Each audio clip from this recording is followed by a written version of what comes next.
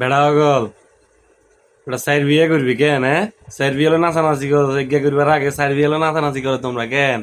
শুনো, তোমরা একটা কাহিনী শুনে শুনো। আঙ্গ বাড়ির লগে আঙ্গ এক মানে মুরব্বী আঙ্গ দাদা হয় আর কি, বুঝছো নি? তেল লগে এদিনে কথা কইয়ের হেন দাদা খুব মনে কষ্ট, মন খারাপ।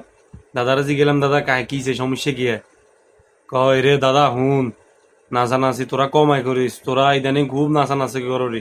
তো বললাম দাদা নাচানাচি তো ওলাইনে করবে, ওলাইনে বয়সে এটা নাচানাচি করবে, ঠিক আছে নি? কয় হুন, আমরা একে মেলা নাচানাচি করছি, মনে করছি এটাকে জানি একে তো মতো আবিয়ে দেখতে মনে করছি সাইড বিয়ে করুম, সাইডটা বিয়ে করুম, এটা আমার জীবনের স্বপ্ন ছিল। দাদা আরে কইতেছে এখন। জিগেলাম দাদারা, জিগেলাম তো দাদা কিসে তো সাইড বিয়ে করতেন হারার নগা আপনাকে সেই সময় তো আপনাকে টিয়া পয়সা মেলা ছিল, চাইলে তো সাইড বিয়ে করতে নাইতেন, সাইড বিয়ে করার নগা। এ কথা কইছি আর দাদা মানে একদম পুরা মানে পুরা চোখের হানিতে কান্দি দিছে। দাদার কথা হইলো আরে কইস না, তোর দাদিরে বিয়ে করা হরে এদি মানে আল যা আর লগে যা করছে আর মানে মনে কর আর সাইড বিয়ে তো দূরে থাক, আয় হারিয়ে না হেতিরে আই লাথি মারে গর্তন বার করতাম। তুই আইজি গেলাম তুই দাদা তুই কিচ্ছে দাদি কি বেশি ইয়া আমরা কি ফিটছে ফিটছে বেশি নি? আর ফিটে ফিটে হওয়ার কথা, হেদি এমনি হয়েছে হেমনে হয়েছে, এমনি চাপ দিতে এমনি চাপ দিত।